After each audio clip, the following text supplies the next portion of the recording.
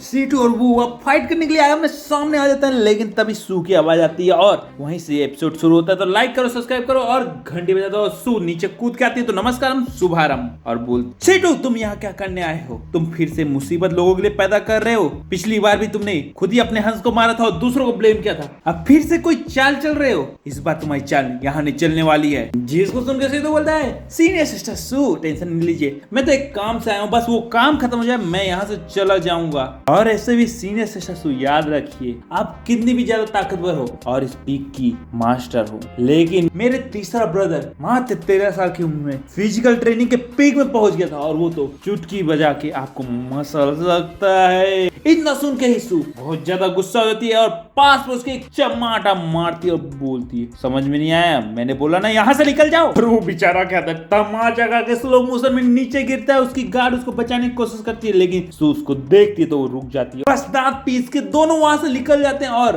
Uncle सू uncle सन senior sister सू को thanks बोलने लगते हैं। और अब क्या था, सीनियर सिस्टर सू वू की ओर देखती है और वहां से जाने लगती है, लेकिन टेलीपैथिकली उसको बोलती है याद रखना कल रात के बारे में किसी को नहीं बताना है। इस पे वो यू भी बोलता है ठीक है। और इसी के साथ सीन चेंज होता है, हमें अगले दिन टोनसियांग रोड का सीन दिखाया जाता है जहाँ पे कंपटीशन होने वाला था और सारे सर्वेंट आ गए थे और एल्डर नियम बता रही थी। अंदर जाने के बाद तुम्हारे सामने मॉन्स्टर की 3 डिफरेंट वेव से होगा और तीनों पहले वाले से ज्यादा ताकतवर होगी और जो उन सबको जल्दी से हरा के सबसे पहले आएगा उनमें से टॉप 10 को अगले एग्जाम में आगे बढ़ने दिया जाएगा, बाकी को फेल माना जाएगा। और इसी के साथ तुम सबको ये टेलिस्मान दिया जाता है जिसको अगर तुम ब्रेक कर दोगे तो इमरजेंसी में तुरंत उस रेम से बाहर निकल आओगे और उन मॉन्स्टरों के हाथ से मरने से बच जाओगे। और तभी हमको ऑडियंस में सीधू और उसके गार्ड को दिखाया जाता है जहाँ पे उसके गार्ड बोलते हैं कि इन नौकरों की लड़ाई देखने का क्या मतलब है। जिसपे सीधू बोलता है अरे जब ये लड़ेंगे और मरेंगे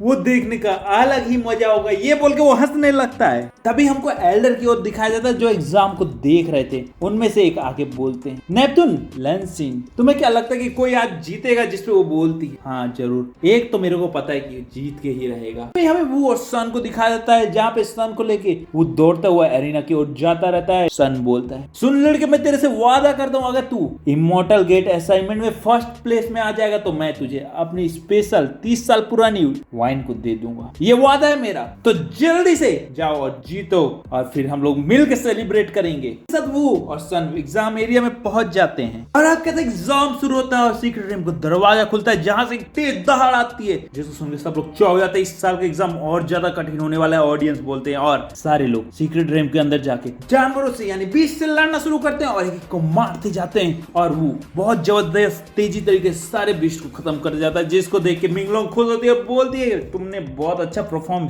शुरू से ही करा है, मुझको गर्व है। जिसपे वो बोलता है चैट बॉक्स बात करना बंद कर, मैं अभी एग्जाम में ध्यान दे रहा हूँ। फिर वो बोलती है ठीक है मैं नहीं बोलूंगी, आगे मत बोलना कि मैंने सावधान नहीं किया और तुम्हें बचाया नहीं है। लेकिन तभी हमको एक लड़की दिखाया जाता है जो सरपेंट से लड़ती रहती है और उसी के पास में एक और लड़का रहता है, लेकिन वो लड़का हारता रहता है और इसीलिए उस लड़की को अपनी सरपेंट को ले जाता है और वहां से भाग जाता है, जिसपे वो चिल्लाती है धोखेबाज। लेकिन तब तक वो सरपेंट उस पे हमला कर देता है, लेकिन एम वक्त में वो यू आके उसको बचा लेता है। वो लड़की थैंक्स बोलती है और अपना नाम क्विंगमेंग बताती है और हमें पता चलता है कि बॉडी टेम्परेचर के 6 लेवल में पहुंच चुकी है। और वो बोलती है मुझे लगता है कि इस साल हम दोनों ही एग्जाम पास करेंगे और एक डिसाइपल बनेंगे, ये मुझको यकीन है। और इतना बोल के वो दोनों लड़ाई शुरू कर देते हैं और बीस्ट को मारने लगते हैं। अब एल्डर और सू देख रहे थे और तभी एल्डर बोलते हैं तुमने सही कहा था, एक डिसाइपल जरूर पास होगा और वो मेरे को दिख रहा है। और तभी सीन चेंज होता है और हमें फिर से तभी सीधू को दिखाया जाता है जहाँ पे उसकी गार्ड बोलते मुझको यकीन नहीं होता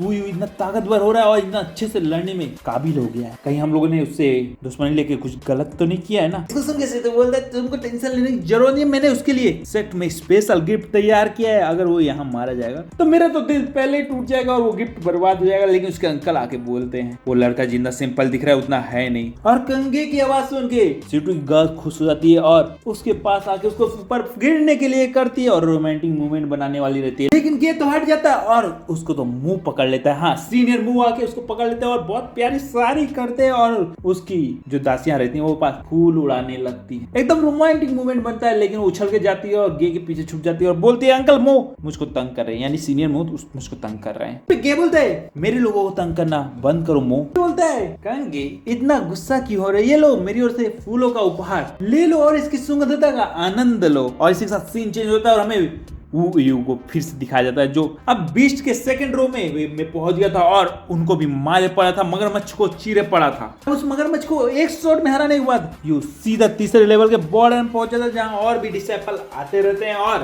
तभी उनके सामने एक गोरिल्ला उछल के आ जाता है, जिसको देखे कुछ डिसेबल बहुत ज्यादा खुश हो जाते हैं। बस एक गोरिल्ला और मिल के जाके पहले हरा के फर्स्ट प्लेस पाने की कोशिश करते हैं, लेकिन तभी बहुत सारे गोरिल्ला आके उनको पीट देते हैं और उनमें से एक लड़की बोलती ये बहुत ज्यादा ताकतवर है और वो अपने टाइलिस्म को जला देती है और वो तुरंत वहां से बाहर निकल जाती है। तभी एक मोटा गेंडा आके उनको मारने की कोशिश करता है, लेकिन वो एक मुक्के में गोरिल्ला उसको पीछे ढकेल देता है। इस मौके का फायदा उठा के यू अपनी स्वॉर्ड निकालता है और एक झटके में एक गोरिल्ला को फिनिश कर देता है। तो क्या डिसेबल चौक देता है, क्या फोर्थ लेवल एक तलवार के साथ इन गोरिल्ला को मार सकता है, लेकिन तभी एक और गोरिल्ला उसकी ओर मुक्का मारता है और वो उसको अपने मुक्के से ब्लॉक करता है और चूक देता है। मेरा बॉडी इतना स्ट्रॉन्ग है और इसका भी लेकिन कोई कम नहीं है, लेकिन मैं फिर भी इससे लड़ सकता हूँ, इसको इजीली हरा सकता हूँ। लेकिन तभी मिंगलो की आवाज आती है, अरे बेवकूफ ये तो कुछ नहीं, असली बॉस इनके पीछे छुपा हुआ है। और इतना बोलते हुए वो गोरिल्ला वू की ओर जंप मारता है, उसको मारने की कोशिश करता है, उस गोरिल्ला से बचने लगता है। लेकिन तभी हमें बहुत लेजेंडरी कल्टिवेटरों को चेस खेलते दिखाया जाता है जो उसकी फाइट को देखते रहते हैं और बाकी ऑडियंस भी देखती रहती है और वो एक गोरिल्ला से नहीं बाकी उससे भी बचने लगता है, क्योंकि सारे गोरिल्ला अब उसके ऊपर अटैक करने लगते हैं और वो अपना जान बचा के उनसे पीछे हटते हुए लड़ने लगता है। इसको देख सीनियर सिस्टर भी खुश हो जाती है और मुंह बोलता है ये कौन डिसेबल है जो इतना ताकतवर है, मुझको क्यों नहीं पता, लेकिन चलो छोड़ो तुम वो फूल गिराना बंद क्यों किए हो, फूल गिराओ जब इतना अच्छा गेम मेरे को देखने मिला। और तभी हमको फिर से वो को दिखाया जाता है जो सारे गोरिल्ला को हरा चुका रहता है और अब सारे डिसेबल के साथ आगे बढ़ता है, लेकिन बॉस गोरिल्ला आके उसका रास्ता रोक लेता है और अब गोरिल्ला बॉस बहुत ज्यादा गुस्से में दिखता है और वो पूरी पावर से सारे डिसेबलों पे अटैक करता है। तो उसमें से कुछ डिसेबल अपनी स्पेशल टेक्निक को एक्टिवेट करते हैं और अटैक करते हैं, जिसमें से पहला एक जाओ 37 शॉर्ट फॉर्म यूज करता है, दूसरा क्लाउड पैंथम स्नेक स्टेप यूज करता है, तीसरी वो यूज शॉर्ट टेक्निक यूज करते हुए क्यू शॉर्ट आगे निकालती है और वो सब उस पे अटैक करने के लिए बढ़ते हैं, जिसमें यू भी रहता है। लेकिन जैसे ही चारों उसके ऊपर अटैक करते हैं वो गोरिल्ला उनके वेपन को तोड़ के उनको पीछे फेंक देता है, जिसको देख के सब कोई वहां से भागने लगते हैं और वो लड़की भी यू को बोलती है चलो यहाँ से जल्दी निकलो तुम्हारी तलवार टूट गई, लेकिन वो बोलता है नहीं मैं आज इमॉर्टल से के एग्जाम को जरूर पास करके रहूंगा और डिसेबल बन के रहूंगा, चाहे मेरी तलवार ही ना टूट जाए, तलवार। और ये बोल के वो अपने गोल्डन पोल को निकालता है और अटैक करने के लिए आगे बढ़ता है और उधर से वो गोरिल्ला भी तेजी से दौड़ते हुए आता है और वो सीधा जाके उसके पूरी पावर को उस पोल में डालता है और एक झटके में गोरिल्ला के सबसे वीक पॉइंट पे अटैक करता है और ओपन हेवन टेक्निक से एक झटके में उसका काम तमाम कर देता। और अब क्या था, इसी के बाद हमको बाहर का सीन दिखाया जाता है जहाँ पे सीनियर बोलते रहते हैं कि आखिर कौन गेट में से पहले आएगा, जिस पे सीधा बोलता है अगर वो लड़का आएगा तो अच्छी बात है, लेकिन नहीं आएगा तो मेरे को बहुत ज्यादा दुख होगा। लेकिन तभी हमको वो को दिखाया जाता है जो सबसे पहले उस गेट से निकल के बाहर आता है। एक एक करके सारे डिसेबल निकलने लगते हैं उधर से। अंकल सन बोलते हैं देखो वो आ गया पहले सबसे नंबर 1 में, मैंने कहा था ना वो नंबर 1 आएगा, जिस पे बाकी सर में डोपास खड़े रहते हैं। वो बोलते हैं अंकल सन बधाई हो,